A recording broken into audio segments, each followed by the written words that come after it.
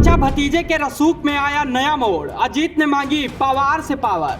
पवार की जंग में किसके हाथ लगेगी पावर। महाराष्ट्र में असली खेला हुआ शुरू। क्या अनुभव के आगे हारेगा राजनीतिक अखाड़ा। शरद पवार के मन में है क्या, जानने के लिए ये रिपोर्ट अंत तक देखें। एनसीपी में बगावत के ठीक 2 हफ्ते बाद अजीत पवार और उनके साथी मंत्री शरद पवार से मिलने पहुंचे।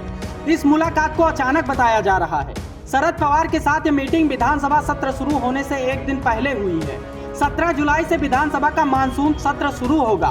बैठक के बाद बगावती गुट के नेता प्रफुल्ल पटेल ने कहा कि उन्होंने शरद पवार से विनती की है कि वो पार्टी को जोड़ कर रखें। उन्होंने कहा कि मंत्रियों ने पवार साहब से आशीर्वाद भी लिया। हालांकि शरद पवार की तरफ से इस मीटिंग को लेकर कोई प्रतिक्रिया नहीं आई है।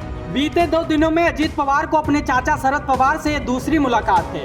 हालांकि महाराष्ट्र सरकार में शामिल हुए बाकी नेताओं के साथ उनकी ये पहली मुलाकात थी। 2 जुलाई को अजीत पवार के साथ 8 विधायकों ने मंत्री पद की शपथ ली थी। शरद पवार के करीबी और पार्टी के सीनियर नेता प्रफुल्ल पटेल ने भी बगावत की थी, लेकिन वे मंत्रिमंडल में शामिल नहीं हुए थे। रिपोर्ट के मुताबिक पार्टी के सभी नेता अचानक पहुंचे थे। शरद पवार वहां कोई और मीटिंग कर रहे थे। अचानक अजीत पवार अंदर आ गए और उन्होंने शरद पवार के पैर छूकर आशीर्वाद लिया।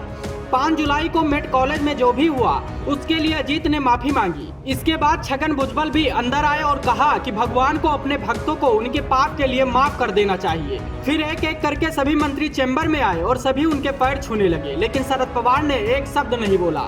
20 मिनट बाद सभी मंत्री वहां से निकल गए। दरअसल 5 जुलाई को मुंबई के मेट कॉलेज में ही अजीत पवार ने विधायकों के साथ शक्ति प्रदर्शन किया था। अजीत पवार ने अपने समर्थकों को संबोधित करते हुए कहा था कि इसमें कोई शक नहीं कि शरद पवार उनके गुरु और नेता हैं, लेकिन अब वो 83 साल के हो गए हैं। अजीत ने शरद पवार से रिटायर होने की अपील करते हुए कहा था कि आप हमें अपना आशीर्वाद दीजिए। रिपोर्ट के मुताबिक इस मीटिंग के बाद महाराष्ट्र एनसीपी के अध्यक्ष जयंत पाटिल ने बताया कि उन्हें सुप्रिया सुले ने कॉल पर बुलाया था।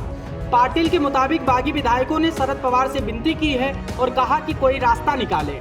उन्होंने कहा कि पवार साहब ने अब तक कोई जवाब नहीं दिया है और हमारे साथ 19 विधायक हैं। अगर बागी विधायक वापस आते हैं तो उन्हें खुशी होगी। इससे पहले 14 जुलाई को अजीत ने शरद पवार से मुलाकात की थी। उसी दिन शरद पवार की पत्नी प्रतिभा पवार सर्जरी के बाद घर वापस आई थी।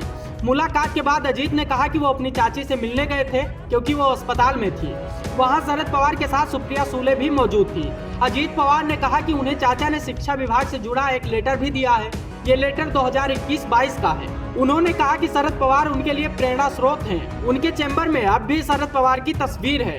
नमस्कार।